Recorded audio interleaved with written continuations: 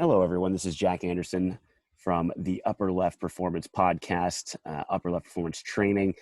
Thank you for tuning into this presentation on Quadrant Training. My new ebook of the same name is out now. You can download it by clicking the link in my bio on Instagram. For those that already have, thank you very much. And I wanted to kind of put this presentation together for either those who are interested in Quadrant Training in the book, but want a little quick background on it first, or for those that want a little more context after having read the book. And hopefully I can, clarify any points that you might have here with this presentation today on Quadrant Training. I wrote Quadrant Training with the intention of trying to give people an understanding of the holistic nature of stress, how we cannot view stress in a vacuum, especially as strength and conditioning coaches. What we are prescribing for athletes and clients is only a small piece of the pie when it comes to the amount of stresses they're facing in a day. So we need to, all this book is doing is just trying to make us more cognizant of the many factors that go into, stressors in someone's life, helping us be aware of all the stimuli that someone is undergoing in their life, and then managing that stress and balancing out those stressors properly in training to help people cope with their more specific tasks in life, if that makes sense.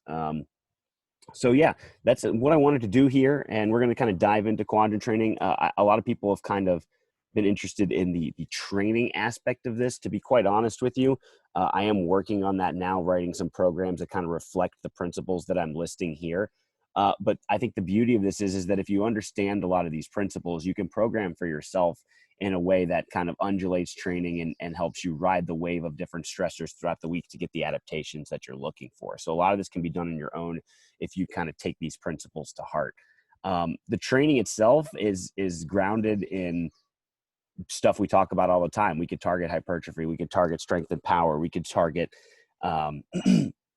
sprinting or more sports performance-based stuff. We could target tactical training, functional training, whatever you want it to be. It really doesn't matter as long as you understand the principles here. I am, of course, as I said, working on a general sports performance program right now with sprinting as the base, but I could easily change that to something that focuses more on weight training, because again, weight training stress is no different than sprinting stress in a lot of ways. Okay.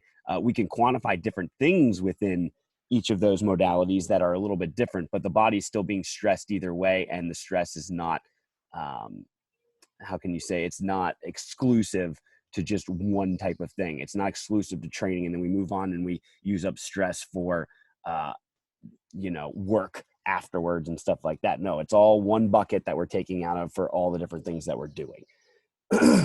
So with that being said, let's get right into it with Quadrant Training. I really like this picture as it kind of, I think of the elephant as the athlete or client that we're working with. And there's lots of different stressors on this athlete, right? Let's say down here in the left, we have the life stressors. Maybe these are kids or family or something like that. And again, that could be what's going on down here. Over here on the right, maybe these are work stressors, a boss, a coworker, etc., that is demanding something of this poor elephant. And then the backside, maybe he's hired a personal trainer, or this is a strength and conditioning coach for an athlete doing some work here, on the tail, pulling on the tail. So a lot of times we kind of get sucked into our own lane, and we're only focused, like if the kids, we're only focused on the ear of this elephant or our dad or whatever it is. And we sometimes don't take a step back and look at what's going on, on his back, what's going on his tail, etc. We're only kind of looking at our lane when it comes to stress. And so I think this is really interesting to note, like we're probably all like trying to help this elephant get better. But if we don't take a step back and look at all the things that's going on to this elephant, we might not realize that this elephant's really stressed out and not in a great place. So what we're trying to do with Quadrant Training is take a step back, look at all the stressors that are going on, consolidate them and manage them, and have each stressor complement the other as best as possible on given days. So that way we are putting in place a program where he can manage stress, cope with stressors, and actually use the stressors to his advantage to cause adaptations that helps him get better at whatever his desired task is, be it sport or life demands or whatever it is. So yeah, what we're hoping to do here is to set up an idea of flexible programming in a dynamic world. The world is very different now than it was in the late 70s, early 80s. We just have a lot more stimuli going on. It's a much faster paced world with the advances in technology, with the creation of, I think, expectations in work that you need to be doing more all the time. And more is the only way to achieve what you need. We don't, the concept of work-life balance is something we all talk about, but a lot of us don't, I think, understand it. And we definitely tip more to the work side of things. And that can be a problem. That can really set us back in a lot of ways if we don't achieve some sort of balance here. And I think as strength and conditioning professionals, how we fit into this is, obviously early in the 70s and 80s, a lot of periodization and everything was built in rigid principles, working specifically with athletes.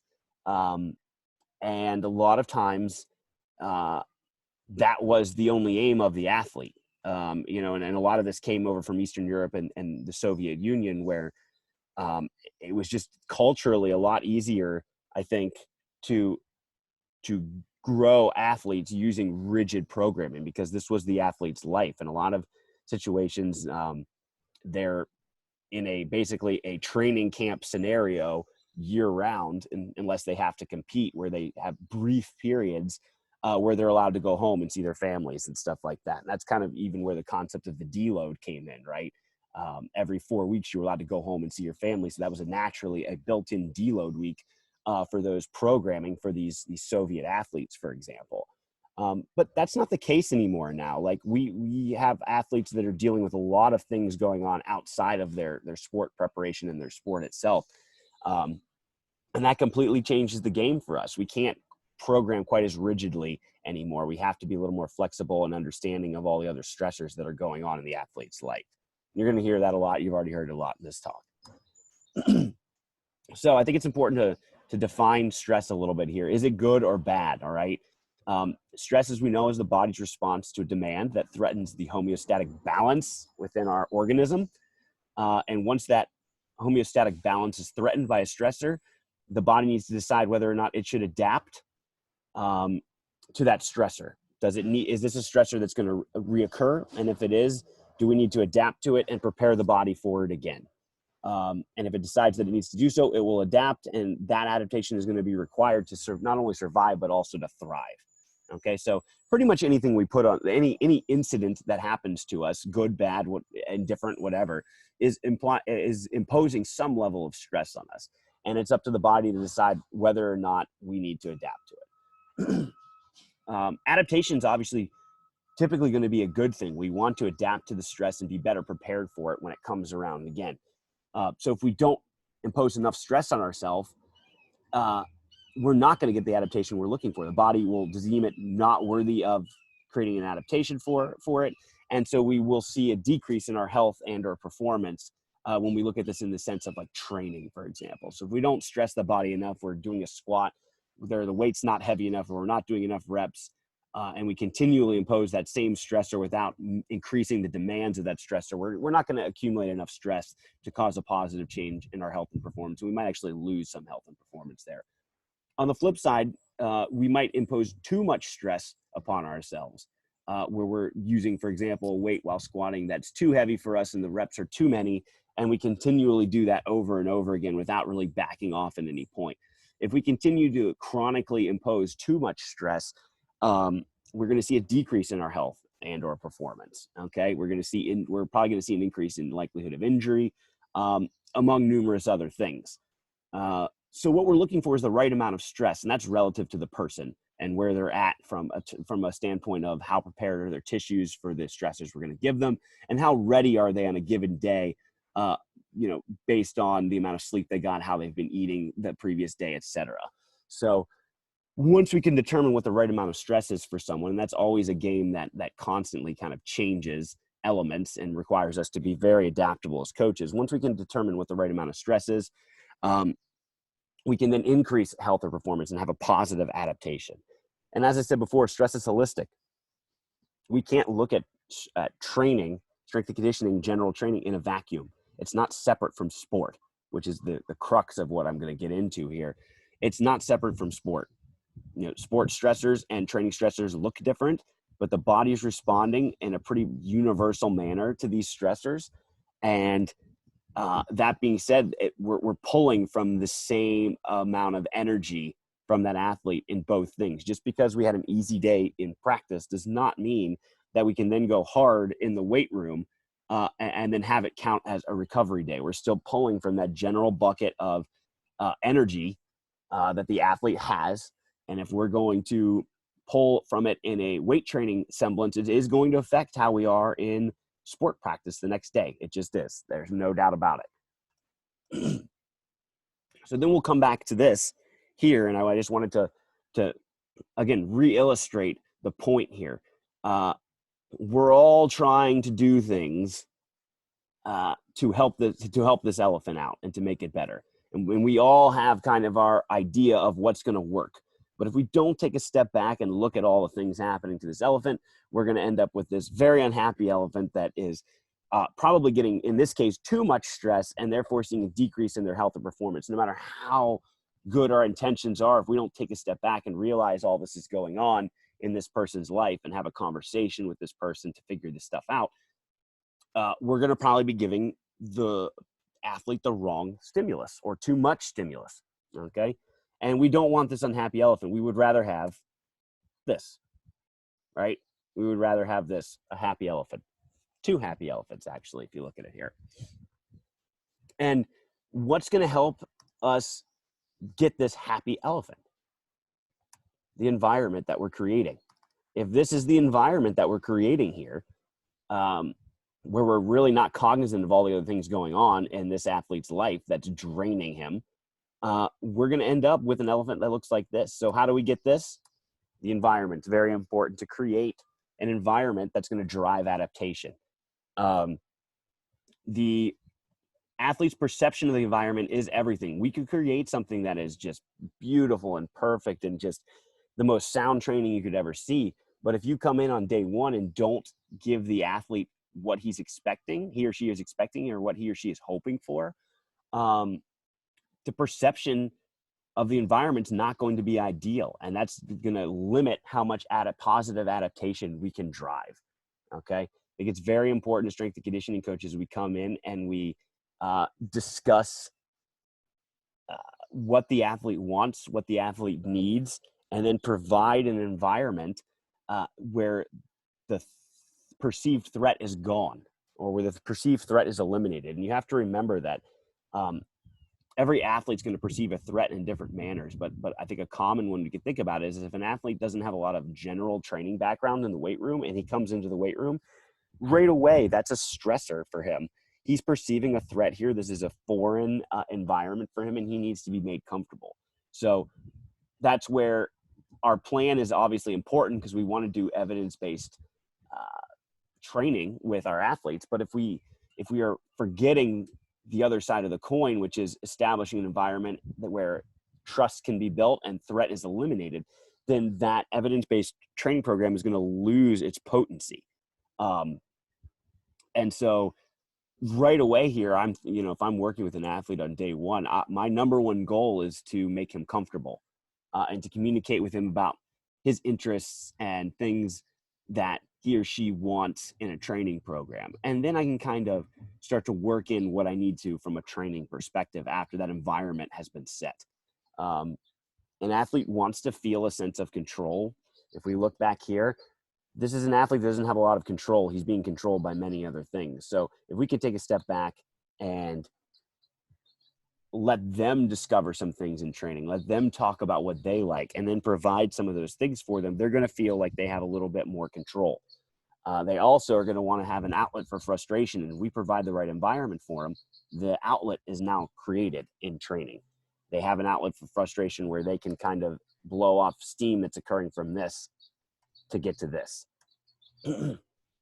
And ultimately, at the end of the line, they also want to feel a perception, or the perception that their life is improving or their skills are improving. And if we lay the proper environmental groundwork first, the training, like I said, will drive a more positive adaptation, and that will all encapsulate what we're looking for here, which is they're going to start to see differences in how they perform and how they're living, which is extremely important. And this all boils back to the human athlete. I think if we look back again to that elephant picture, there's certain coaches that are going to care more about different components that make up the athlete than others. As strength coaches, we really tend to uh, focus on the physiology and the biological component a ton. Sport coaches are going to care much more about the coordinative side of things with the tactics and technical development of the athlete in sport itself. But we have to remember that there are a lot of components that make up the human athlete, if that makes sense. And I just wanted to focus on these components here. I think they're extremely important to consider to help you remember all the things that the athlete is either considering, thinking about, or has going on within them during training and during sport and during life. Okay. And if we don't consider all these things, this is part of taking a step back and looking at the forest instead of the trees. If we don't consider all of these things, we're really going to end up in a position where we're not going to provide the right stressors for this athlete, and we're not going to find a way to connect with certain athletes, because if we only look at our lane, maybe the athlete doesn't value that lane and never will. And we need to be aware of the other components that are going on that they might be more interested in, because if they're more interested in those things, then we have to learn to connect on that level. Okay, so here are some of the components. We just talked about the coordinative component to the human athlete, and this is very sport specific. This is relating to the tactics of sport, the technical development of sport skills, and a lot of that is generally handled by sport coaches. Okay, and it's very important that we leave that to the sport coaches, but it is important that we as strength and conditioning professionals have a deep understanding of the macro and micro principles of the sport that we're involved in. If we don't understand some of those basic things, it's very hard for us to work back from that point and prescribe good training and use language that resonates with the athlete. So it's very important for us to be aware of that stuff. The conditional component is obviously the one we're probably the most intimately familiar with. These are the biological motor capabilities of the athlete. And this can relate to the physiology of the athlete, energy systems development, muscular adaptation, speed and power adaptation, etc. And all of these things are super important. There's a lot of components within them, which takes up a lot of our focus as strength and conditioning professionals, and it should. But it is not everything, right? Some athletes love to train and love this general type of training. Others cannot stand it. And if they cannot stand it, then we got to find another way to connect with them. Socio-affective aspects relating to the athlete. This is relationship with teammates, coaches, etc. And then identifying your roles on a team. Okay. And this is just, where do I stand in the framework of this team that I'm on? Where can I contribute the best? How can I be best utilized? And that's very difficult in a team environment to figure that out, because again, you might come in, let's look at it from the athlete perspective. You might come in as someone that scores goals and is someone that provides a lot of offense, but maybe on this new team you've made it to, the sport coach sees you as more of a playmaker, someone that's going to set up other people with for goals. And if that's the perception that the coaching staff has and your perception is different, that can be very difficult then to identify what your role is on a team. And that takes a lot of discussion and communication between all parties to make sure that the athlete feels that they're being best utilized, that they're comfortable in their role. And then furthermore, that they feel like they can trust and have a good relationship with their teammates. And that takes a ton of communication and a ton of environmental development, the culture of a team, really. The emotive volitional component relating to feelings or mood. I mean, this ties in nicely with knowing what your role is and what your relationship with teammates are. Day to day, you might have feelings or a mood that that changes a little bit here and there. On a grand scale, you might be able to identify what your general tendency is in terms of your feelings or mood. It's important to know both of those things. And as a coach, it's important to be observant to pick up the general tendencies of a player's feelings or mood. So then you can best relate to them. Coaches, we have to be social chameleons. We have to understand to be able to read a room, to read a player, and to kind of play off of that.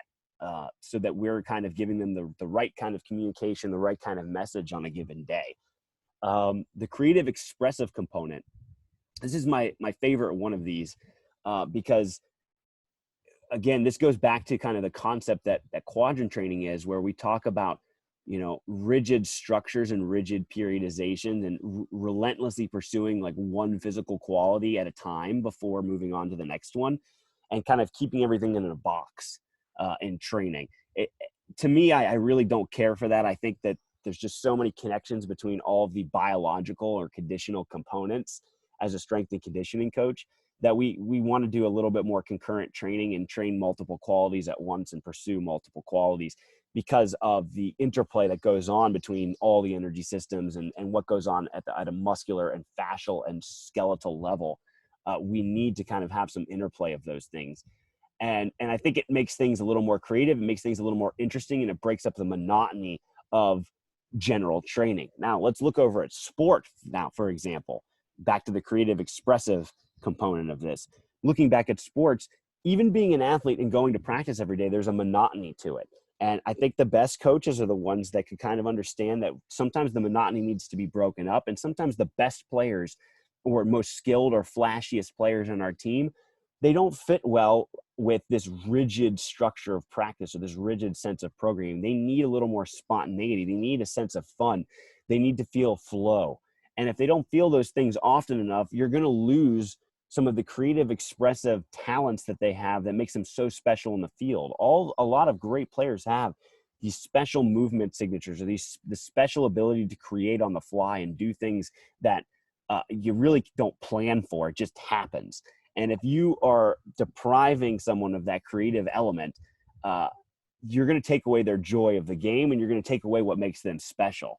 And so we have to, again, be able to find these special players, fit them within our scheme, but allow them to still express what makes them special. And it could be on the field, or it could be, even if we watched The Last Dance recently, the Michael Jordan documentary on ESPN, it's even just allowing someone like Dennis Rodman to go to Las Vegas for a weekend to party. Highly unstructured, highly not what I think a lot of us desire out of a player. But if you allow a player like that to have the creativity or expressiveness to do something like that, it really might save their careers, prolong their careers, and make them more viable assets for your team in the long run.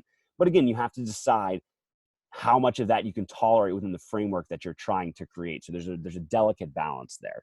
And then finally, the mental component, and this just ties all the structures together and relates back to the perception of your environment. If we as coaches are taking a step back, viewing all of these components and trying to cater what we're doing to each athlete, and what component they might prefer the most, what type of training they might prefer the most, how to fit it all together within the framework of a team. If we're doing all of that very well, the perception of the environment is going to be really good, and the athlete's going to see all these structures relate, and it's going to make everything very good. But on the flip side, if we're kind of haphazardly designing this, and so obviously again here, I'm advocating for flexible programming, but we still have to understand basic concepts of stress management and volume and intensity and things we'll get into in a minute. We still have to understand all those things and establish a structure, right? It can't just be haphazardly, willy-nilly throwing out a bunch of stuff within the realms of all these components. There has to be a structure and an organization to it. And then we have to be able to flow within that structure and prevent things from getting monotonous or rigid. And if we can do that, the perception of the environment is going to be very good, and athletes are going to want to play for you. They're going to want to be in your system, and it's going to be a very harmonious time for your team. And you're constantly, again, fighting to get there. It's never a finished product. There's always going to be regressions and progressions. You just want to see the general trend of your team and culture move in the positive or upwards direction. And if you take into account all of these components and plan accordingly, I think you will. All right, so now, what is a strength coach to do amidst all of this? Because a lot of this is going to be established and structured by the sport coach. So you're going to want to have a really strong relationship with your sport coach to make sure that you can clearly communicate some of your expectations and desires and see how that fits within the vision of the sport coach. So some of the things we need to do, we need to understand the stressors on the athlete. So we need to, again, as I said, focus on the macro and micro principles of the sport itself, what physical demands are associated with that, and then work your way back from that to structure your training. If you can do that, you're establishing right from the get-go common ground of the sport. If you can establish that with your sport coach and your athletes, they're going to buy in much more to some of the things that they might not see as beneficial because it doesn't look like their sport, for example. But if you have started from a point of micro and macro principles of gameplay itself within that sport, and then work your way back to the general means of preparation in the weight room, you're going to see a lot more buy-in from the players. Okay. Not only do you need to understand the stressors that are on an athlete, both in games and in practices and in the weight room, to then consolidate the stressors properly, you also need to know your athlete's capabilities. When they come to you in the off season, for example, after having some time off, what is their level of tissue preparedness? What is their training age? How much volume of work can they handle safely? And then how much do we progress that volume over time so that they are then able to handle the volumes of sport itself once you get to the preseason or regular season of a sport? Very important concept to think of. And that relates heavily to volume. When we talk about intensity, we're focusing on CNS readiness. On a given day, how much training have we done? And is that training going to better prepare us to be ready for the next high intensity competition day? So we have to be able to undulate stressors. There are days where we don't want a lot of intensity in practice or in the weight room. The reason we don't want that is because we don't want to deprive someone of central nervous system readiness, because the demands of the subsequent days are going to be more important. So obviously the day after a game, we're going to take it easy. The day after that, we might want to slowly ramp someone back up instead of just going full speed ahead, because there might be another game the next day. And that is the high CNS day, and we need to be ready for that day. So it's really all about doing all the necessary things with sleep, nutrition, relaxation, preparedness, and all those types of things that focus in on CNS readiness. Okay. And we'll dive into that a little bit more in a minute. You also need to learn the priorities of the culture. What is prioritized within your organization? If a coach doesn't value general training, again, we're going to have to do something as a strength and conditioning coach. So we're going to have to find a way to bridge the gap and make it so that general training at least becomes something that's seen as important by the coach, even if it's not a top priority. Okay. And that means we're just going to have to utilize many different tools and modalities and not just focus on probably the one that we want to do. So we might not be able to choose the most optimal path from a general preparation standpoint, but we'll still have to pick a path that is evidence-based and solid, but the coach can also accept as being useful. Okay. Because again, if the sport coach doesn't find it to be useful, or the athletes don't find it to be useful, it's probably not going to be as helpful. So being able to be flexible here is just very key. We also need to accept the constraints. And a lot of times time is the biggest constraint in any organization, any sport, and any setting.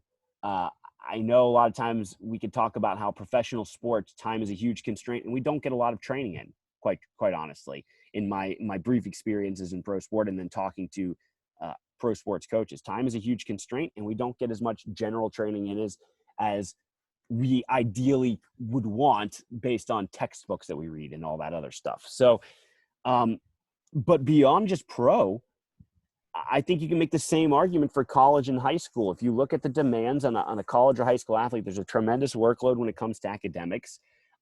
There's usually multiple sports being played in high school, or you're playing a travel sport year round to get that scholarship or to get to the next level. And we can debate on that another day, whether that's a good or a bad thing. But the demands of the sport and the education you have, and the family time that you need, and either the partying or other things that you choose to do in your life, all of those things factor in and are stressors, right? And the biggest thing that gets impacted is we run out of time to do all the things we want. And I don't think there's ever a time where we can just hunker down for 4 months. For most people, there's never a time that we can hunker down for 4 to 6 months and make huge, drastic changes to the body in a really rigid, periodized program. We're going to have to find areas where there's time available, and microdose some of the things that we want in order to get the adaptations we need. And is it optimal if for achieving specific adaptations? No, but it's probably going to be the best option we have for those that do not have a lot of extra time. Okay, and that's most people. And then finally, once we kind of understand all these things, we need to take action and we need to implement our principles. And here's some of mine. Well, here's some of mine in just a minute. The other condition, the other thing I wanted to focus on here is that, I've talked a lot about rigid programming, and I think this quote really stood out. Traditionally, the science of training for sports has been developed through the study of the needs of several individual sports, and in contrast, its results are applied to team sports. Again, the Soviets in Eastern Europe worked a lot with Olympic weightlifters, power lifters, track and field athletes, individual sports that are more linear and you can train for a little bit more systemically. They're reductionist and quantitative. Okay, we can quantitatively measure the KPIs for being successful in those sports: weight on the bar, distance the hammer is thrown, time of the 100-meter sprint. All those things are very quantitative, and it's much easier then for us to break down what went wrong and how to fix it from a general training standpoint, or specific even. Team sports are more nonlinear, holistic, and qualitative. The ultimate KPI for team sports is winning, and as we saw, looking at all the components of the human athlete, there's a lot of things that go into winning, right? And if there's that many things that go into winning, it's really hard to pinpoint one area in our general training that's holding us back. There's probably a plethora of things going on, even just from a biological component, that's preventing us from winning. And so we have to then understand that rather than have this rigid programming, we need to have dynamic, flexible programming that accounts for the lack of time available and just all the stressors that are being poured into the modern athlete. Because again, remember, we have technology, we have class loads, we have just a constant bombardment of stressors in the modern world that wasn't even present 40 years ago.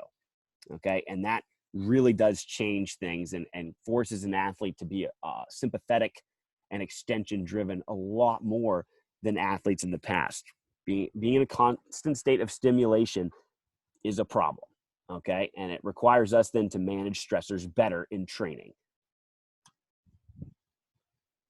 All right, so here are our principles. And I've mentioned pretty much all of these already. Consolidation of stressors, okay? We want to keep the daily stress message consistent, okay? If you have a basketball coach that is giving his players an off day, but wants you to crush them in the weight room, it's no longer an off day. It's no longer a recovery day then, okay? The stress message was not consistent between the sport and the training, okay? And these are the elements that we are most in control of as coaches: the sports load and the training load. So you have to keep the stress message consistent. If you're going to have a short, high-intensity practice, then the weightlifting probably needs to be short and high intensity, okay? If you're going to have a longer duration practice that's lower intensity, that's what the training load should be in the weight room as well then, okay? Match it up as best you can. And again, games, especially at the higher level you go, are the highest of outputs from both the volume and intensity standpoint, right? And since that is the case, we don't want to necessarily do the same thing in the weight room on the day because that's just too much workload. But we need to be cognizant of when those days are happening, okay? And when those days are happening, we need to then react accordingly with what we do in training, which could be nothing in that sense. But keep the daily stress message for the athlete's bodies consistent, okay? Microdosing is the next one.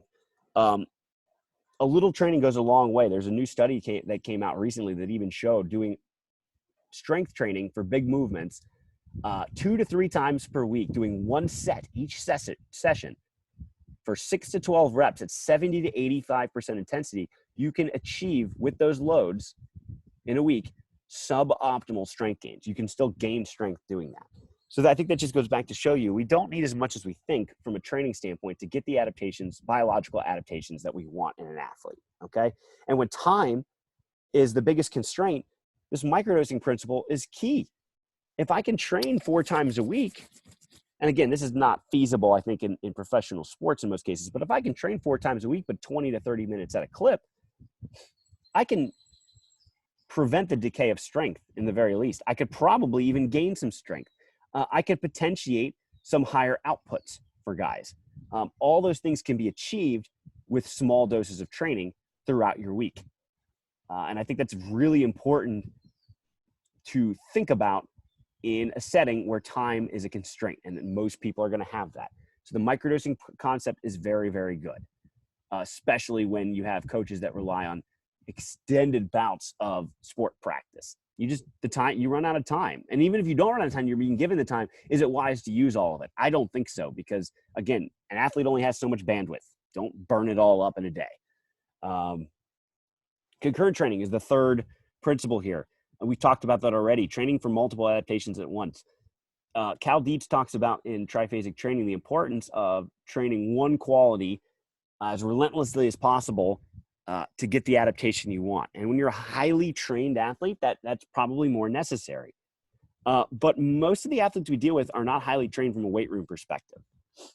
And so we don't have to worry about that so much. And in addition to that, we just talked about all the components that make up an athlete. And when we think about energy systems development, we think about oxygen delivery and utilization, we think about hypertrophy, strength, power, sprinting, max velocity sprinting, acceleration, change of direction, agility. There's so many components there. We don't have time to isolate each quality to a specific block. We have to kind of mix it up a little bit. There's technical aspects to maximum velocity sprinting and acceleration that I think need to be trained all the time. And that's just me, but I think they need to be trained all the time. And I'm always going to focus on them in some form or fashion in my training. But that doesn't mean that I can't train anything else while I'm doing that. I'm going to bring in some other things, and I'm going to train for either strength improvement or strength maintenance or hypertrophy or whatever it is I'm looking for. Like, I can mix in some stressors, and I think concurrent training is fine. I really do, because I mean, an athlete in their sport in most cases is training concurrently in the middle of their sport practice. That's happening, so we don't have to isolate individual qualities in the weight room as much as I think we were told that we should in a lot of cases. Undulating periodization, waiving your week so you can peak for competition. A lot of us have 1 to 3 competitions in a week. So then you have to waive your week in terms of the stressors you're doing in practice and in training. If you're just all gas, no brakes all the time, you're not going to peak very well for your competition. So we have to learn how to waive volume and intensity and undulate it according to the training week and the competition week and what's going on. The priority is competition. And if we're prioritizing practices and training, we're not going to be as adequately prepared in competition from a neurological or physiological standpoint. Okay. And then probably a mental standpoint because of that as well. We love to prepare for games and things, but over preparation is a scourge on many organizations, I think. And then finally, the stress quadrant, which we're going to get into right now. If you follow the quadrant, which regulates volume and intensity, it makes your job a lot easier. It's a great communication tool to talk to coaches about. And here it is. You've probably seen it. If you've made it this far into the video, you've probably read the book. You're probably going to download the book. You've probably seen my Instagram post. You've seen this, okay? And this is really useful thing. Thank you very much to the Phoenix Suns organization for really putting this on my radar last year. This is their baby.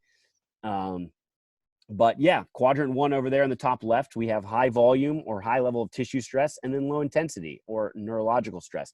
This is the classic lengthy practice, working on isolated individual drills that are not super high intense. You're working on technical aspects of things in practice, and you do it for a long period of time, right? Boom. In the weight room, we're going to want to do something similar.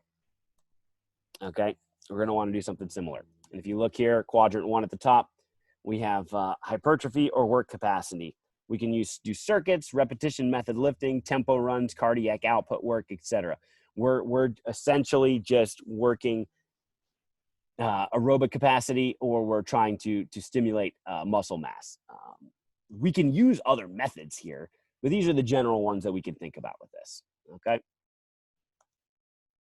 Number 2, high volume, high intensity. This is competition or really hard practices.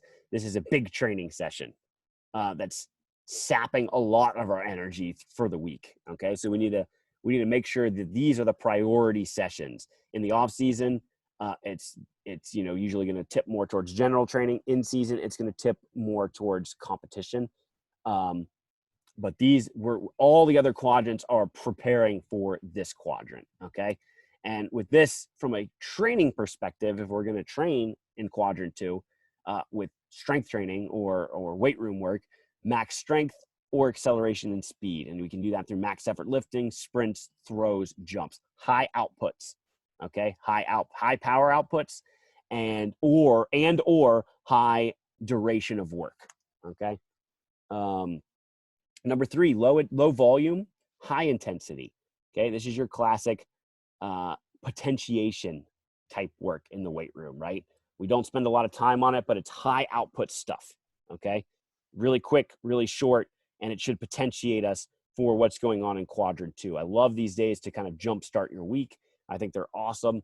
And then as far as sport practice goes, this is going to be obviously a shorter duration practice that's really up tempo, where you're really getting after it and your workload is pretty high, okay, in terms of your outputs, right? From a strength and conditioning perspective, we look down at Q3, it's dynamic strength or acceleration and speed, just in smaller volumes than it would be in quadrant 2. So dynamic effort lifting, and then again, sprints, jumps, and throws, okay? And then number 4, recovery, okay? This could be a day off. This could be film, maybe a walkthrough you could consider to be quadrant 4 as well. And then in the weight room, it's just some sort of recovery session, yoga, meditation, breathing, active recovery, maybe a body weight circuit at most, okay? And you see that down here in quadrant 4. I think it is important. One of the things that I shouldn't mention here, and I probably should have mentioned it initially looking at this, tissue stress or volume, that relates to tissue preparedness like we previously talked about, okay? And we can measure that by duration of a session, by the amount of distance traveled, by the amount of pounds moved, by the number of repetitions, the number of sets, etc. Those are really easy ways to do it. Obviously, we have technology in heart rate monitors and GPS systems and force plates that can measure some of this stuff for us. However, for those that don't have technology, this is a great way to just kind of get a general measurement of the amount of volume in a session. For intensity, we're looking at neurological stress, right? And neurological stress can be measured by rate of perceived exertion, RPE. Could be measured by the percentage lifted of a 1 rep max. Could be measured by the percentage of someone's top speed, etc. So we're more focused on outputs there, okay? Something that's going to tax the central nervous system. And that relates, of course, to CNS readiness, okay?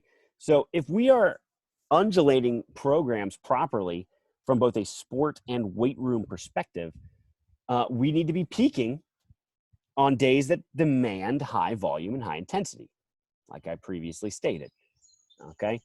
And if we want to take a look here, here's a couple of templates that give you a general idea of what's going on with that. So the 4-day template up top, like I said, I love to use Q3 first. I think it really stimulates someone, especially if we've had the entire weekend off, which you see on the 4-day template, we would. And this is just strictly from a weight room perspective. I didn't put anything together with sport also going along with this, but I will probably do one of those in the near future so you guys can see it.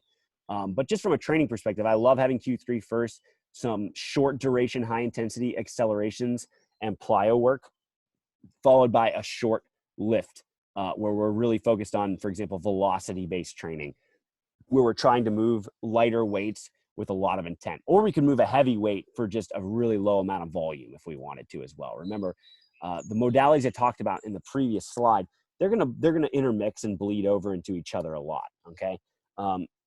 So yeah, that's what we could do on a Monday there, right? That primes the system really well for, as long as we don't do too much volume, for a Q2 on Tuesday, which is going to be your field work, and then your lifting work, and it's going to be your heaviest and highest outputs of the week, along with Friday, which is another Q2 day. We're recovering on Wednesday, okay, Q4. Q1, that's your high volume, low intensity work. So we'll do some sort of aerobic and circuit work. So for me personally, I love to use tempos and med ball throws as my aerobic work. And then I'll go right into a circuit, which is lightly loaded, 5 or 6 exercises, 2 to 3 rounds, and just focus on optimal positioning and just keeping my heart rate in that 130 to like 140, 150 zone, right? And if we're doing that, we're getting kind of the aerobic work that I'm seeking. But I could also, use that as a hypertrophy circuit as well, and do a high number of reps and really stimulate some growth of muscle as well if I wanted to.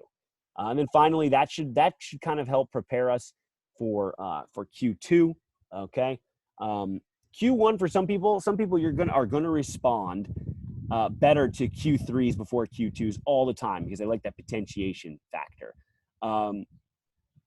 Q1 is great to recover from something, but I've also found some days like you just need to get a little movement in and you don't want to do a Q2, your Q2's the next day. That's a good way to do things as well. So if you wanted on this top one, you could use Q1 as your recovery day on Wednesday, and then you would just move things around a little bit however you like it. And this is where conversations with athletes and looking at training schedules becomes very important. Looking at sport competition schedules becomes very important. What is the athlete like before their Q2 days? What are they like after their Q2 days? And how can they best set themselves up for maximum performance on Q2? And then finally on Friday, another Q2 day, high intensity sprints and lifts, and then recovery over the weekend. And then you look down at these other ones, we're just adding more days in here, right? 5, 6 days a week where we're training potentially. And again, the more days we can train, I think the shorter the duration of training could be on each given day, which I think is great. We tend to just do things better as humans, I feel, in most cases, in chunks rather than long extended bouts of things. So if we can lengthen increase the frequency in a given week of training, but shorten the duration of each session, I think that's going to be way more helpful. So again, here I like looking at this 6-day one where we will start on Sunday and we prime ourselves up, right? We prime ourselves up with the Q3 to go right into a Q2 on Monday, bang. Then since we've trained 2 days in a row, but I'm on a 6-day split, I can use Q1 to kind of down regulate and recover and get some aerobic capacity in there and facilitate some recovery on Tuesday. And then on Wednesday, we're right back at it again if I wanted to. Okay, we're right back at it in Q2. I know I have another Q2 day on Friday, so I'll do a quick Q3 to keep everything potentiated and primed up for Friday, and then I recover on Saturday. Okay, and again, we can mix this up however we want. I mean, the thought process here, if someone would prefer to flip the Q1 and the Q3 here, that's fine. If they'd rather do all Q3, I think that's fine, as long as you're keeping the duration short enough and you're just aware of like what the person needs, for example. But yeah, this is very flexible programming. You can do whatever you want with it. And like I said, I do need to put together a template for you guys at some point to kind of see how you can balance the stressors of, let's say, a Tuesday training with what's going on in practice on that day as well. So I will put one of those together for you in the near future so you can see that, and that'll be a shorter video so you can see that. But that's just kind of letting you into my mind right now. It's kind of just letting you see how I'm looking at stress from both a volume and intensity standpoint, and then how can I sequence that stress in a way that my high intensity, high volume days are maximized, and so that I'm picking the right things for the athlete in a short amount of time. Okay. Programs for this, I'm working on a few right now. They will be for sale by the end of this month, which is May. If you're interested in it, please hit me up, and I can obviously do that for you. But what I hope with this presentation in the ebook is that you can kind of piece your own way through this and do your own programming in order to achieve what you want. The final note I'll make about this is that you have, here, sprinting is obviously a big deal for me in my training. And I think sprinting is just the peak of athletic expression in a general sense before you actually start playing your sport. There are those that are going to focus more and gravitate more towards weightlifting, and that's going to change how some of these things look. Okay, it's definitely going to change how some of these things look, but the principles remain the same. Follow the quadrant, right? Consolidate your stressors, and you're in great shape. You know, don't get bound to the modalities that I'm giving you here. That's besides the point. The modalities are not the focus here. If you really want, like I said, to see the modalities in action in the way I'm envisioning them, like I said, I'll have some programs out. Hit me up for them, and I'll be happy to get you hooked up with them.